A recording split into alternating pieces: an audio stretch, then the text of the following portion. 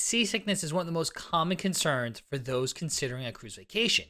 Even when the seas are relatively calm, some individuals are simply more sensitive to the ship's movements.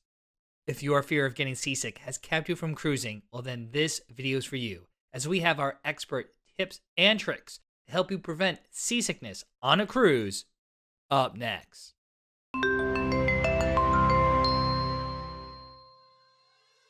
Welcome aboard, cruisers, and a special welcome back to our Eat, Sleep, Cruise subscribers.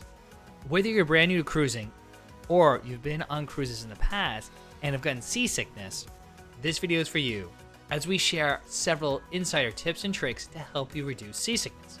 Now, of course, motion sickness can occur with almost any mode of transportation. And while captains do their very best to avoid rough seas during a cruise, sometimes a little rocking is unavoidable. Seasickness occurs from an imbalance in your inner ear, or your vestibular system, in response to the motion of the ship. It can result in symptoms that include dizziness, nausea, headaches, and a feeling of being off balance. Eventually, your body will become accustomed to the sensation, and you'll get your sea legs. But why spend half of your trip feeling miserable? The symptoms of seasickness can easily be treatable, so let's dive in. Now, one of the easiest ways to prevent seasickness is to pick the right cruise ship and itinerary. Before you even set foot on your cruise ship, you can help reduce the possibility of motion sickness. For first-time cruisers worried about seasickness on a cruise, we suggest booking newer, larger ships. Travelers are less likely to feel the motion on these larger ships. Newer vessels are also designed with high-tech stabilizers that decrease the ship's motion. By decreasing this movement, your balance system is less likely to be affected, alleviating seasickness. Additionally, those worried about the possible ill effects of cruising might want to opt for port-intensive cruises. Southern Caribbean cruises or Mediterranean cruises usually feature only a few sea days, and the time spent traveling between ports is usually shorter. These cruises might be a good option for those who are prone to motion sickness, as you'll be spending more time on land. Further, you'll want to avoid destinations that are known to have rougher seas, like the Pacific Ocean or the infamous Drake's Passage between South America and Antarctica. Considering the time of year can also play a part. For instance, if you're prone to motion sickness, you may want to avoid cruising during hurricane season in the Caribbean, or avoid transatlantic crossings altogether. While you'll probably spend little time in your cabin during your cruise, your cabin's location can help reduce seasickness.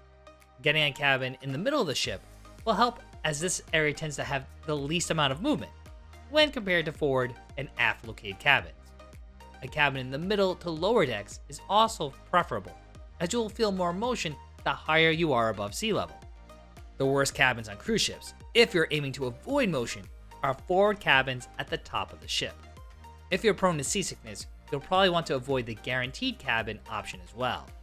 Additionally, it's best to get an outside cabin with either a window or a balcony.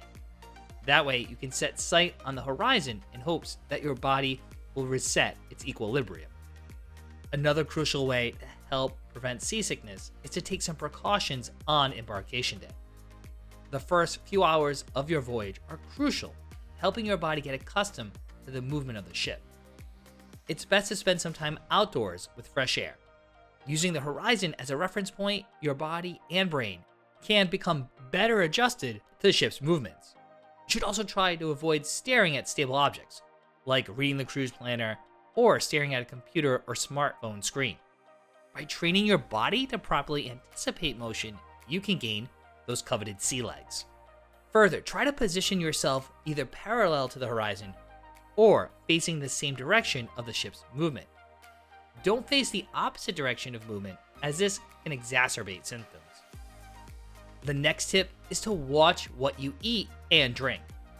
Drinking plenty of water during the cruise will ease any symptoms of seasickness. You'll probably also want to avoid overconsumption of alcohol, as this will further impair your balance system and can exacerbate the symptoms of dehydration and therefore seasickness as well. Certain foods can also upset your stomach. You might want to skip deep fried foods or overly spicy foods on the first dinner or two until your body's adjusted. Caffeine too can also worsen your symptoms. While it might sound like the last thing you want to do, Keeping a full stomach will help to alleviate symptoms. Eating small meals and snacks and drinking carbonated beverages like ginger ale can also help. Cruisers also swear by eating green apples and ginger as a natural remedy to help ward off seasickness. We're not sure if this is scientifically proven, but it's worth a shot in helping to prevent seasickness on a cruise. So you can stock up on some ginger lozenges or grab a few extra apples from the buffet on your cruise ship. Further, be sure to get plenty of rest and adequate sleep during your cruise vacation. Although we understand that many people do not like to or can't take medications or other supplements for a variety of reasons.